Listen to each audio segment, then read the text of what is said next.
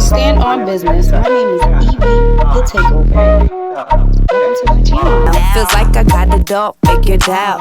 How? Watch me as I break this thing down now. Hey guys, welcome to another episode of Stand on Business. My name is Evie, the Takeover, and today's episode is called Big Ole Side of Guilt, because that's exactly what it feels like when someone's trying to manipulate you using guilt. It's like everything good, or any compliment, or any conversation comes with a big old side of guilt. And I know you can think about one or two people in your head right now. You ain't got to say it out loud. You ain't got to blow up their spot. It's okay. I know you have one or two people in your lives, maybe more, unfortunately, that every time you see them, you're around them, it's just a big old side of guilt. There's a reason why sometimes when you're by yourself, you overthink everything you're doing. You are overly critical. You are super overactive mentally. You are hyper focused. You are trying to be perfect. You are people pleasing. You are beating yourself up. You are feeling guilty and holding yourself accountable for things that are completely illogical. Me too. Me too. Hey, look, we're all in the same boat, right? I wouldn't be talking about this if it wasn't me too. So let's get into it, right? Guilt is a complex emotion, a concept with multiple meanings. Let's literally look up the definition of guilt. As a noun, it refers to the fact of having committed a specified or implied offense or crime, a feeling of having done wrong or failed in an obligation, right? So that's as a noun. You're guilty of something, you've done something. As a verb, it means to make someone feel guilty, often to persuade them to do something.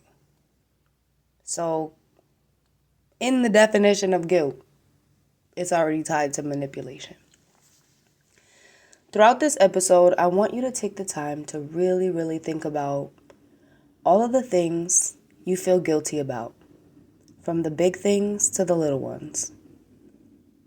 Now focus on why you feel the way you feel and who or what is the source. This matters because most of the time we're so afraid to ask questions or say the wrong things or say things that we shouldn't, say things that shouldn't make us feel guilty, right? And we're so focused on not doing that we usually exacerbate the situation, right? Because we could have simply just explored the chain of thoughts that were leading to this guilt.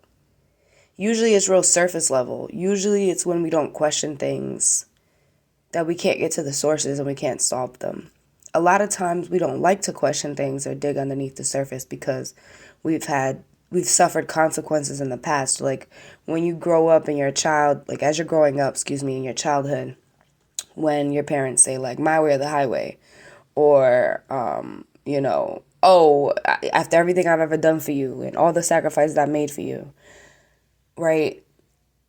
That usually creates a heavier weight than I think the parents intended to create on their child.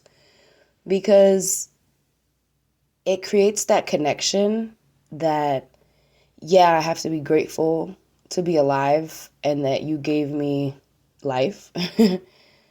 But now I have to feel the weight and guilt of a debt I can never repay because I can't birth you. I can't give you life in return. There's only so much we can do. I can make you happy. I can do things for you. But that is a very dangerous place to go with your children, especially at a time in their development where they don't understand that that's not a measurement against their worth, right? So because we can't repay you for birthing and raising us, for example, right? We are going to, in our minds, nothing will ever be good enough. Nothing is satisfactory. We will always be in debt. That creates a lot of unhappiness, lack of confidence, feeling like you're never enough, It makes it feel like the goalpost is always moving. It makes it feel like you failed, right? So even in exploring small things that seem small, they have such big impacts on us and how we feel. Guilt is heavy. Guilt is almost like a weighted vest, right? That's how it feels. You're just walking around with weight, literal weight, on you at all times. So, before we dive in further, I want to clarify that shame and guilt are different. You feel shame as a result of internalized guilt. Shame and guilt are often used interchangeably, but they have distinct psychological meanings, right? They should not be mixed up.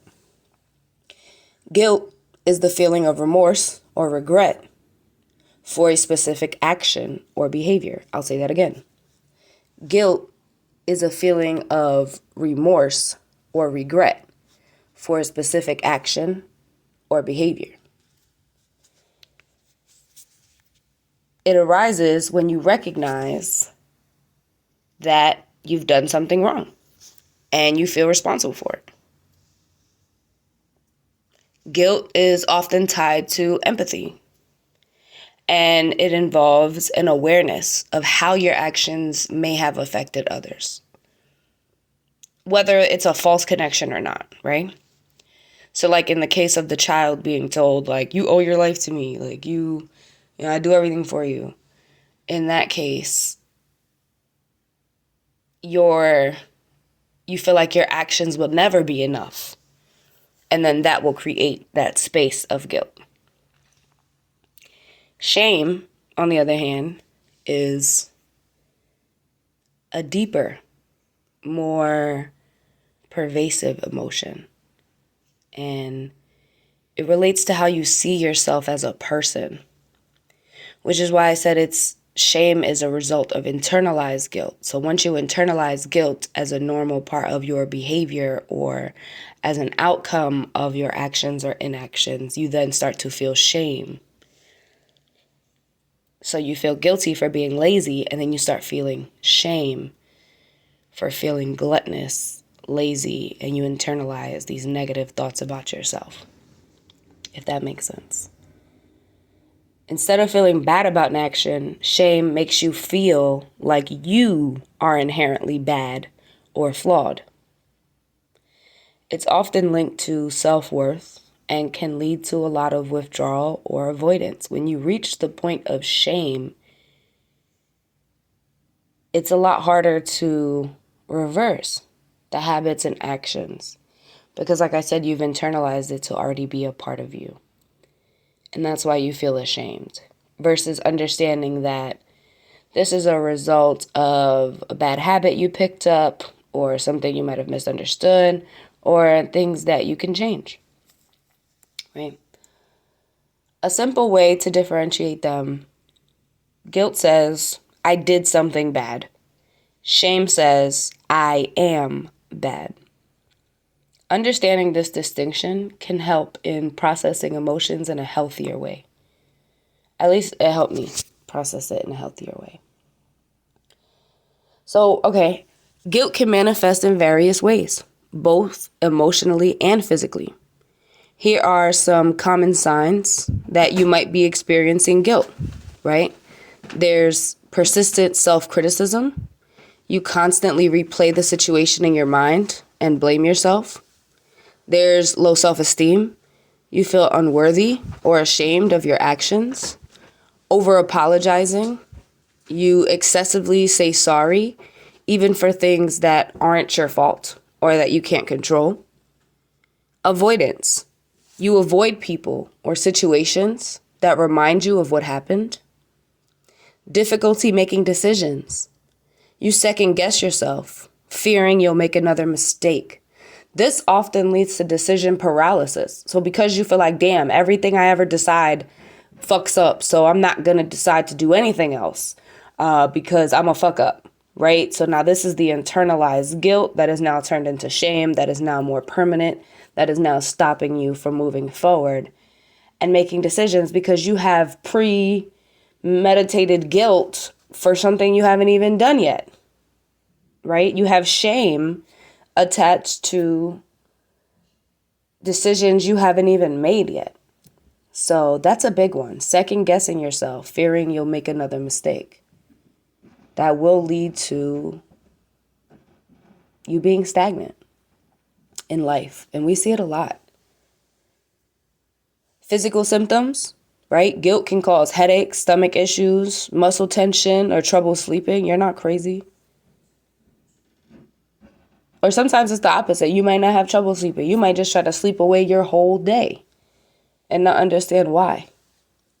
So you're not crazy. Yes. Stress, that cortisol pumping through your blood and your veins when you're stressed out, when you feel guilty, when you feel shame. That actually gives you headaches, stomach issues, muscle tension. You're not making that up. Your body is physically ill. Your mind is powerful. It can make your body physically ill. The next one is putting others before yourself, right? You may overcompensate by prioritizing others at your own expense. We see this all the time. Super selfless, right? To the point of self-sacrifice. You always put yourself last. You always prioritize everyone else because these are the things that will make you righteous and that will make you a better person. And that will make you feel better. But in reality, you have to put yourself first. Why do you feel guilty about putting yourself first? Has society instilled shame? Right? Do they shame people for putting themselves first? Maybe. Feeling undeserving of happiness. So you struggle to enjoy positive experiences because of lingering guilt. So you can't even enjoy the good times because here comes the guilt train of thought that you can't control because we haven't taken the time to just stop the train and be like, where are you going with this? Where are you coming from? Where did you come from? What station did you pull off from? What made you start traveling there? The more we break it down, the more we can pluck these things at the root and start to just reprogram ourselves away from that. Guilt can be a powerful tool for manipulation. Often used to control people by exploiting their emotions, sense of responsibility to themselves, to their families, to society, right? You have an obligation to society to give up your dreams and do this and do that. You have an obligation to your spouse to, grow up and give up things you love. And right, there's just these crazy ideas that are drilled into us that are not helpful. So here are a few common ways that guilt is used for control. Emotional blackmail. Manipulators may make you feel guilty to pressure you into doing something you wouldn't normally do. They might say things like, if you really cared about me, if you really loved me, if you were really thinking about me, you would do XYZ. Nah, we're giving that up. Anybody that starts with, if you really cared, if you really loved, if you really, nah, we're good on that. 2025 and moving forward. I don't gotta do nothing. Because if you really knew me, you would know how much I care and how much I put forth. For me, one trigger is having to constantly reprove myself. I hate that shit. Like, if I already proved to you that I'm a good person, I'm a good friend, I'm not going to keep doing that every time your brain decides to come up with whatever random idea that says otherwise, right? So, yeah, like, that shit gets on my fucking nerves. Anyway, before we derail, playing the victim. Some people exaggerate their suffering or blame others for their problems to make them feel responsible for fixing things, right? So this can happen intentionally or unintentionally. So sometimes it's not really that the person is trying to make you feel bad or make you feel guilty about something, like parents, right? They went through hell to raise us. Let's be honest. The life is hard. They went through a lot. They didn't have support systems that they needed. Their parents were also raised in abusive households, so they're kind of crazy. We're going to get into toxic families and parents too. Trust me, stand on business. We're going to get into it. But, sometimes they'll make you feel responsible for fixing shit that you have no power of fixing and no control over. And that creates this emptiness, this feeling of never being enough, never being able to do enough. You have to let that go if you're going to fly. Because like I said, we cannot with a weighted vest, with this world on our shoulders, with this weight. Everybody's favorite word, right? Gaslighting. This involves making someone doubt their own their own perceptions and memories, leading them to feel guilty for things they didn't actually do. So yeah, we're going to have a whole episode on gaslighting, narcissists, because that one's a real tricky one. Next one is the silent treatment, right? So this is another tool for manipulation. Withholding affection or communication can make someone feel guilty and desperate to regain approval. So the silent treatment. So far we have emotional blackmail, playing the victim, gaslighting, and giving someone the silent treatment. The last one I'm going to give to you guys today, overloading with expectations. Manipulators will set unrealistic expectations and then make you feel guilty for not meeting them. This is a common tactic in controlling relationships. You have to be perfect. You have to be Superwoman. You have to be Superman. You have to be the super partner. You have to always be happy and charming and flirty and on time and on point and cooking and cleaning and good and perfect. And anytime you fall short of that, you will feel guilty. And you feel guilty enough, it will turn into internalized shame and self-loathing. Right? So we have to be very careful about these patterns and these dark journeys that we take and why we take them. Healthy guilt, right? There's a reason why guilt exists. Like there's a reason why everything in our bodies exists. And usually it has something to do with survival. So the next thing I want to talk about is healthy guilt and unhealthy guilt. How they differ in their impact on your emotions and behavior. Right? And how to tell the difference between healthy guilt and unhealthy guilt. So here are some examples. Healthy guilt. Recognizing and making amends. You forgot a friend's birthday. You feel bad and you just apologize. That's healthy guilt. Girl, I forgot. Bruh, I'm sorry, I forgot. That's fine, right? That will keep you in check to being a good friend. Oops, I forgot this. But that doesn't mean you beat yourself up about forgetting your friend's birthday or forgetting a gift or forgetting a date or forgetting to call someone. Right? That's where it becomes like self-abuse versus just a signal. Guilt should just be a signal. Like, I feel guilty. I probably should have done this. A mental note for next time. I should change this behavior and do this so I won't feel like this next time. Right? That's a healthier way to handle something like that. And if you are beating yourself up about small things like this, it's probably tied to something bigger, something deeper, probably something in your childhood or previous relationships. Learning from past actions, right? Healthy guilt helps you learn from past actions. You regret speaking harshly to a coworker and strive to be more patient in the future. You lose your shit sometimes.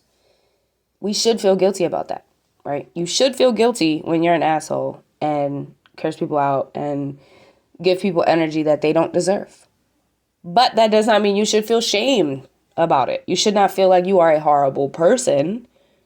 You should just categorize it as, oh, here's my indicator. Here's the signal. I'm feeling guilt.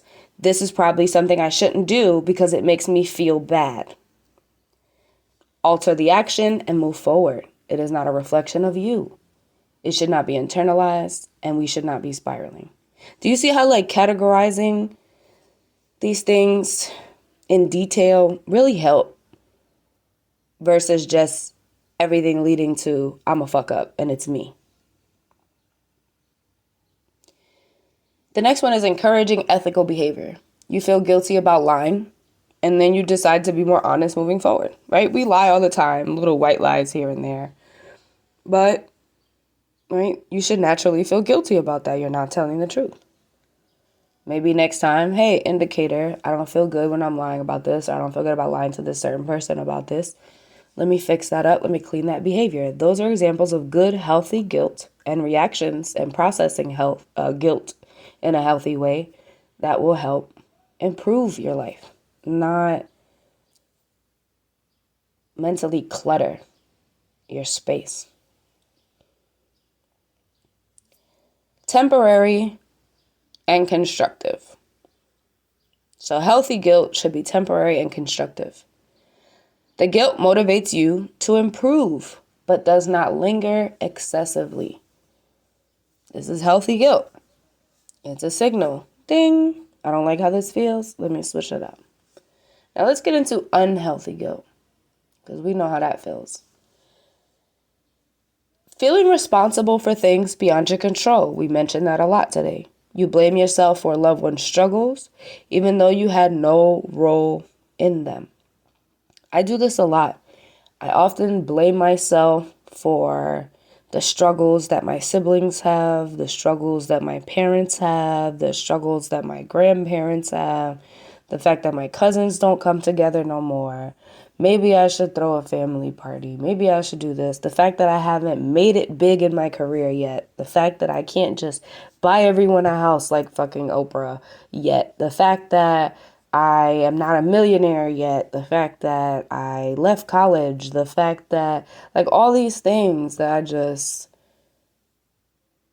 like, put in my mind and blame myself for that are attached to other people, right? Like, my dad wanted me to finish college. I never really cared about that. In terms of my career, I am doing my career. I am taking the steps I need to make music my full time and art content creation my full time. But I put these crazy expectations that, like, I should be solving all of my family's problems. I should be having thousands of dollars to just send to my siblings. I should be able to buy them cars and houses. And that's so illogical and doesn't even make sense for someone coming from my predicament, having the life that I've had, to put those expectations and feeling like I'm responsible for everyone's life around me and having that weigh on my day-to-day decisions. Like, that's crazy, right? So feeling responsible for things beyond your control, blaming yourself for a loved one's struggles, even though you had no role in them. The next one is excessive self-punishment. Unhealthy guilt looks like excessive self-punishment. You made a small mistake, but you dwell on it for weeks, believing you're a terrible person. This is where you're mixing up guilt with shame. You're taking this little small guilty feeling and you're making it something that now characterizes a part of you and who you are. And that's internalized guilt, which is shame. You should not punish yourself for small mistakes. You should not punish yourself for mistakes. You should analyze your mistake, analyze yourself, your mind, and why you made the mistake, and continue growing. I realize that we are constantly punishing ourselves, constantly bullying ourselves, constantly being mean, constantly being a reflection of the negative things we've seen as opposed to the positive things we've experienced in life. And I think that we have to be a little more active about really thinking about the small nuances, the small psychological changes we can make that will create those differences and break those generational curses of bad decision making, bad financial literacy, bad personal practices of self-hatred, self-loathing, self-deprecating behavior, right? A lot of us engage in self-harm, have eating disorders, and it's just a lot. It manifests from these thoughts into very physical and real consequences in our daily lives. And we have to figure out a way to break these chains. So excessive self-punishment, cut it the fuck out. Next. Guilt that leads to anxiety or depression, right? We were just kind of touching on this. You constantly feel guilty about things you've already apologized for. That is a trauma response. That is not normal, guys. It's a normal trauma response, but it's not a normal way of living to constantly keep apologizing for things that you've already apologized for, or things that people have already forgiven you for, you continue to beat yourself up about. And that could be something as small as when you bust your ass on stage when you're performing and you can't get over it. So you storm out, or you're angry, or you give a shitty performance after that instead of delivering for the crowd because you're still stuck on that fact versus the crowd just letting it go, right? Or it can be something as big as, like, cheating on your partner, I guess. And you're going to keep beating yourself up about it over and over again. Chances are you're probably going to cheat again because you're internalizing, well, I'm a cheater and I should feel shamed. When really just, I should feel guilty. I shouldn't have done this to my partner. Ding, let me change my actions in this situation so that I never go down this path again. Now the pathology has changed, decision making has changed, and the outcome has changed. You are not a perpetual cheater. You just cheated and now you've grown, right? Versus how usually people do it. They come clean, but they beat themselves up about it, or they ignore it completely and ultimately end up becoming the perpetual cheater because that is your image of yourself and ultimately where you end up. So no matter how big or small, it matters how we're categorizing things and going about figuring out solutions. So, yeah, you constantly feel guilty about things you've already apologized for. You have to figure out a way to let things go and move on. And don't apologize for shit and then do the same shit over and over again, right? Like, you have to move on. And that's how you know if it's in a healthy way or if you're not there yet. Last one is being manipulated into guilt. So someone makes you feel guilty to control your actions, even when you've done nothing wrong. So I don't know if you guys ever experienced that. It's pretty much gaslighting. You've just, oh, you didn't come to my party. You don't like me. You don't fuck with me. When really you didn't even see the invitation. Or is it that serious? We're grown. I didn't go to your party. It's okay. Maybe I didn't have the money to go. But now you feel some type of way about yourself because of some random false, expectations someone put on you because they're trying to manipulate you into doing something else and control you. I know it's a mouthful, guys. I know it's a lot. Why am I talking about this? I'm talking about this because guilt controls a lot of us. Guilt controlled me for a lot of years. Guilt and shame. Me using them interchangeably messed me up for a long time because everything was internalized for me. Everything was a reflection of me being a bad person. Everything was me. I could have been more perfect, better. Everything was so deep to me. The smallest or the biggest things. Like, I really had to learn how to let go. And even if I looked like I let it go, I didn't. And that was really messing me up. I, struggled with depression a lot for years. And I think that, we need to talk about these things in detail. Start thinking about how we think and talking about how we think about these things and get through these problems and solve these, come to these solutions. Because if not, how else are we supposed to know how to do this? And what's the difference between healthy, unhealthy? What's the difference between someone trying to manipulate me versus somebody that loves me and is just looking out for me? Because I think we don't know the difference. We don't have discernment. We don't know how to pick better friends and pick better business partners or partners. We don't know what that looks like, and that's a problem. That's one of the biggest problems, in my opinion. With that being said, here are a few ways to identify when someone is trying to use guilt to manipulate you, whether they mean to or not. Guilt can be a powerful emotional tool, and some people use it to manipulate others. That's a fact. So again, here are some signs that someone may be trying to control you with guilt. 1, they make you feel responsible for their emotions. I'm going to say that again. They make you feel responsible for their emotions. If someone constantly blames you for their sadness or disappointment, they may be using guilt to control you. 2, they exaggerate their suffering. They might dramatize their pain or hardship to make you feel obligated or, try to get you to comply and help.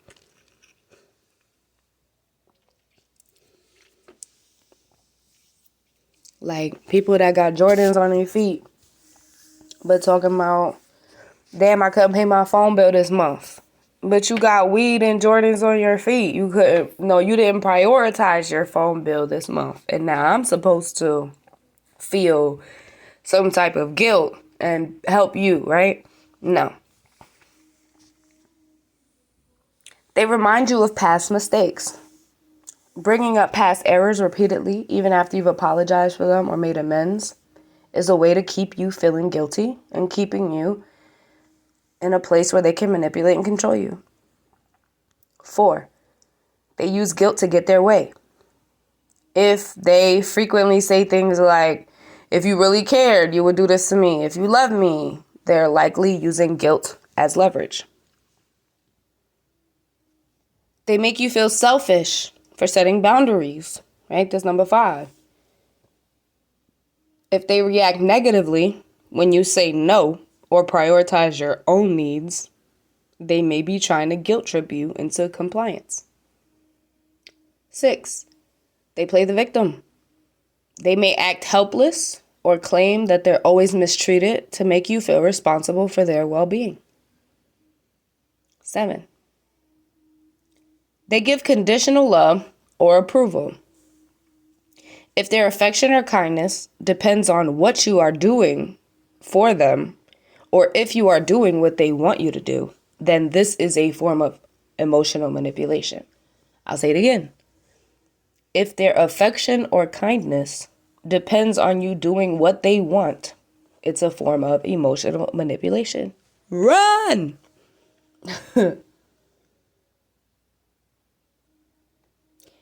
And real quick on number 6, because I forgot to say this.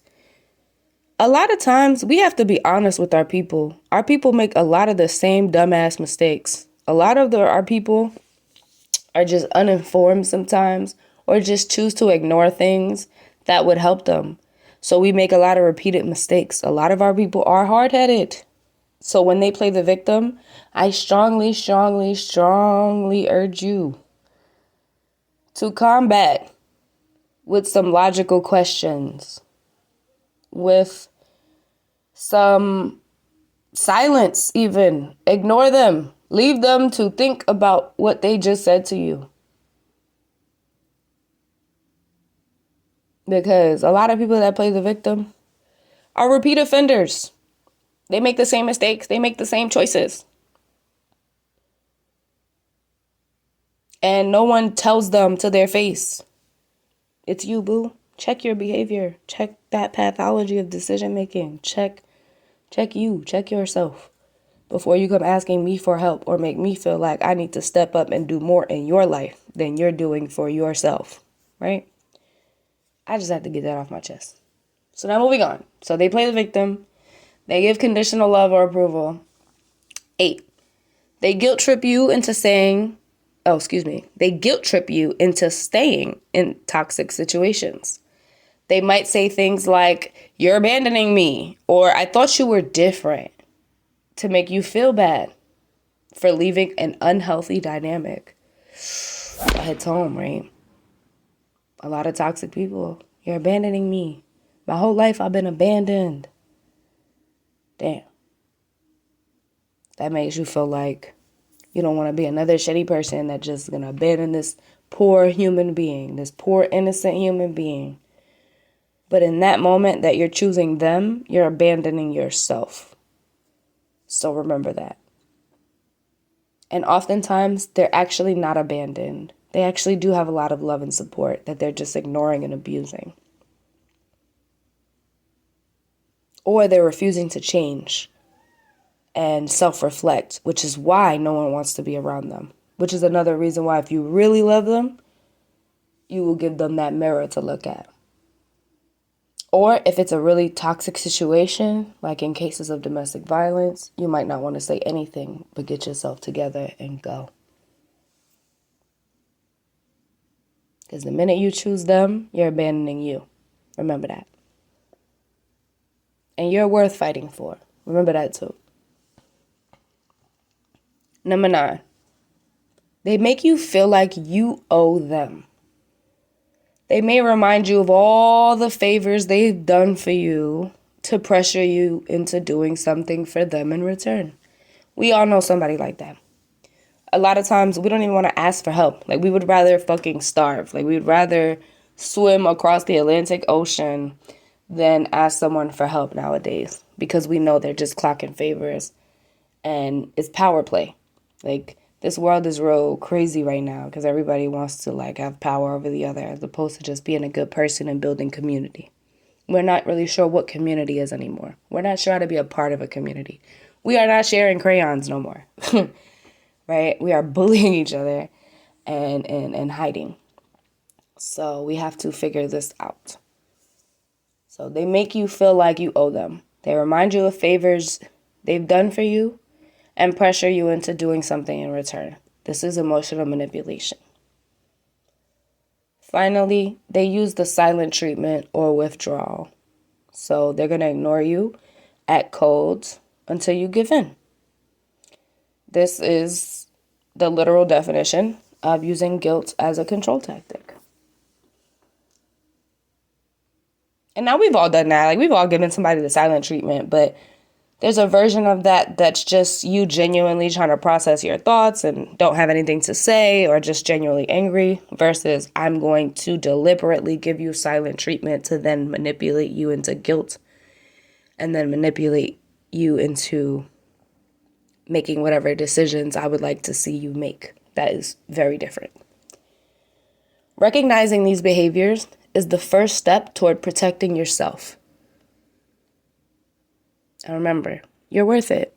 You are worth protecting. If no one else is going to protect you, you have to protect you.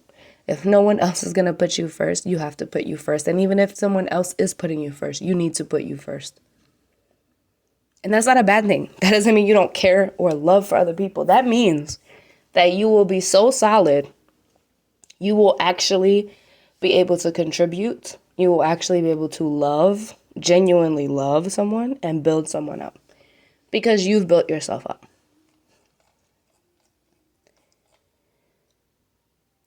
So the last thing I want to talk to you guys about is ways to process guilt, right?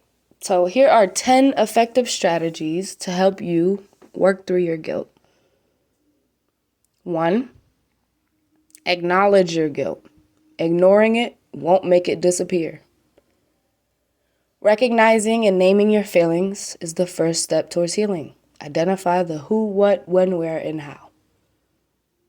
2, once you acknowledge your guilt, you want to identify the source. Ask yourself what caused the guilt and whether or not it's justified or misplaced.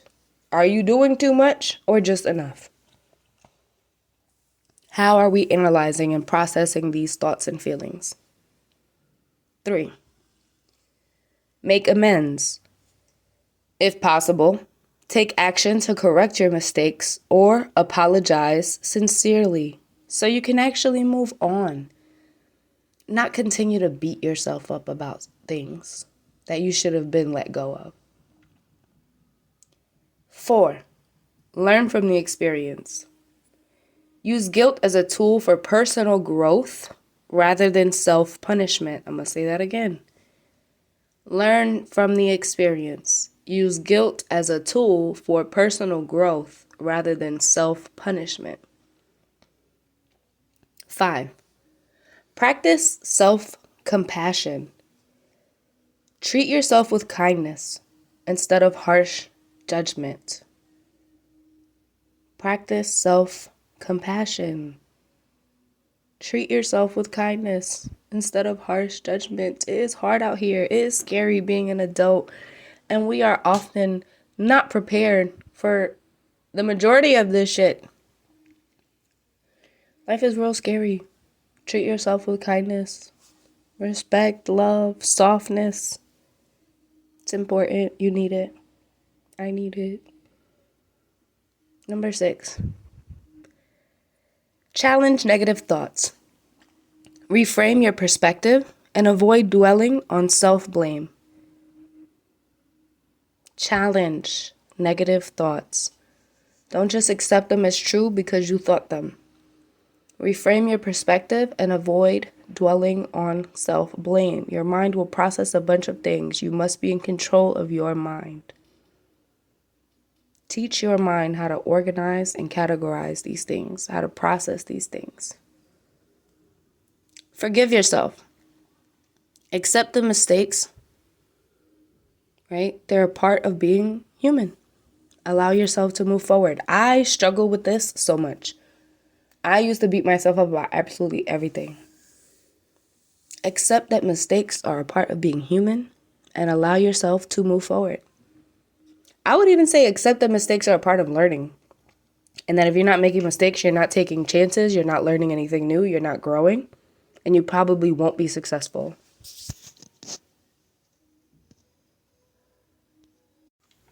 Number 8 is talk to someone. Sharing your feelings with a trusted friend or therapist can really provide relief and perspective. Now, I understand it's hard to trust people, but it's really important. If right now you're having a hard time trusting anyone, I would suggest journaling or writing in a notes app on your phone. Even if you burn it, delete it, rip it up afterwards, whatever. Just get it out. But also try your best to speak to someone. You'd be really surprised. Even if it's an absolute stranger. Shit, your Uber driver, right? Let it out.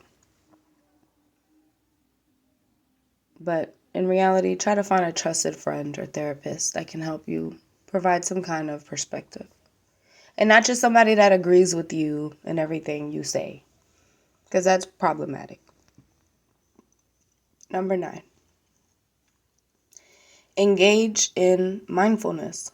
Meditation and journaling can help you process emotions in a constructive way.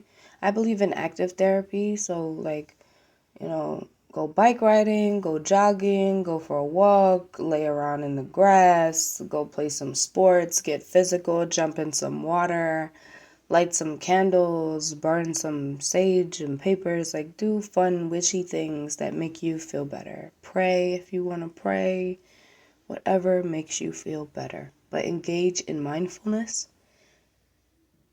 That's important. And finally, number 10, take positive action. Channel your guilt into something meaningful, like helping others or making better choices in the future. Guilt does not have to define you. Shame does not have to define you. It can be a stepping stone towards growth and self-awareness. I hope that you are taking care of yourself and the little you that's inside. Love you guys, and thank you so much for tuning in to Stand on Business. That is all I have for you today.